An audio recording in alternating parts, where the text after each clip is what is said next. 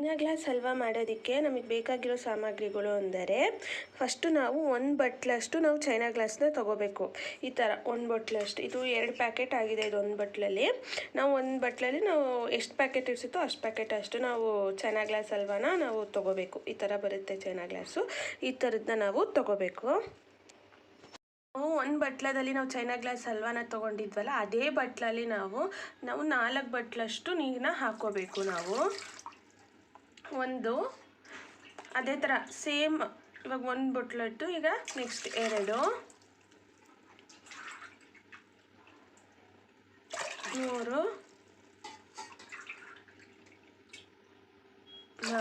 4 ಬಟ್ಲಷ್ಟು ಈ ಥರ ನೀರು ಹಾಕ್ಕೋಬೇಕು ನಾವು China glass halwa ready. Item ನಾವು ಸಕ್ಕರೆನ ತೊಗೋಬೇಕು. ಅದೇ ಬಟ್ಲಲ್ಲೇ ನಾವು 2 ಬಟ್ಲಷ್ಟು ಸಕ್ಕರೆನ ತೊಗೋಬೇಕು. ಈಗ 1 ಬಟ್ಲು, ಈಗ ನೆಕ್ಸ್ಟ್ 2 ಬಟ್ಲು,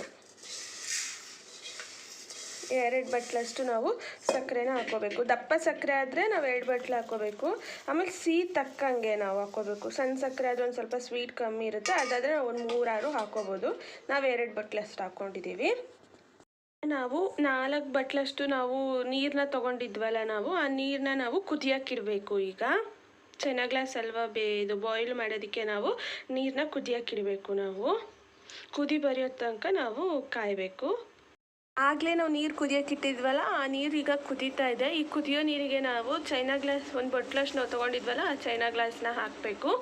ಹಾಕಿ ಈಗ ನಾವು ಕಲಿಸ್ಬೇಕು, ಅದನ್ನ ಮಿಕ್ಸ್ ಮಾಡಬೇಕು. ಕೈ ಆಡ್ತಾ ಇರಬೇಕು, ಅದು ಕರ್ಗೋವರೆಗೂ ಕರಗಬೇಕು. ಅಲ್ಲಿವರೆಗೂ ನಾವು ಮಿಕ್ಸ್ ಮಾಡ್ತಾನೇ ಇರಬೇಕು ಅದನ್ನ.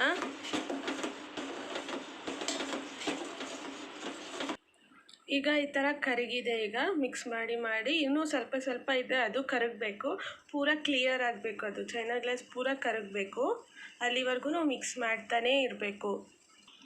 ಈಗ ಚೆನ್ನಾಗಿ ಕುದ್ದು ಇದೆ, ಕರಗೂ ಇದೆ ಚೈನಾ ಗ್ಲಾಸು. ಈಗ ಕರಗಿದ ಮೇಲೆ ನಾವು 2 ಬಟ್ಲಷ್ಟು ನಾವು ಸಕ್ಕರೆ ತೊಗೊಂಡಿದ್ವಲ್ಲ, ಆ ಸಕ್ಕರೆನ ಹಾಕ್ಕೋಬೇಕು. ಇದಕ್ಕೆ ನಾವು ಪೂರ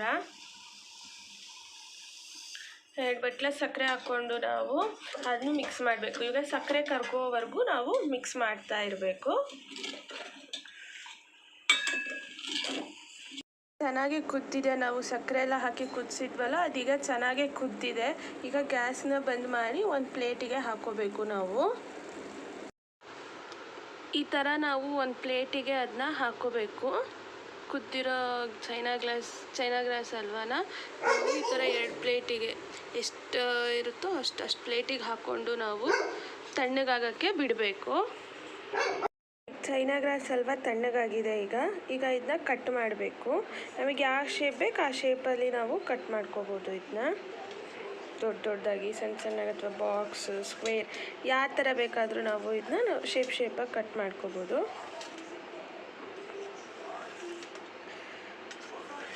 ಈ ಥರ ಬಾಕ್ಸಾಗಿ ಶೇಪಾಗಿ ಕಟ್ ಮಾಡ್ಕೋಬೇಕು.